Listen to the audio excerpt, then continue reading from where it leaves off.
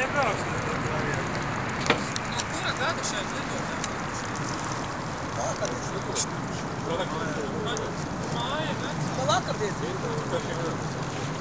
Vakar sāk lidotājs. Tas atliks kā vējš puš. Tās vispār nevienu vienu. No gābolas? Vējš, kā vējš.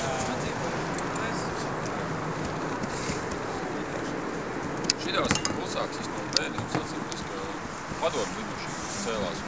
Pūsti 30. Viņām bija tāda rēkoņa, kad ausis bija jāpacēt. Jo šitiem ir tas Eiropas standarts, ka viņām ir jābūt klusāk. Tagad rēkoņi ir, ka mūsu apsarga lieta. Nu jā, apsarga tāda, jā.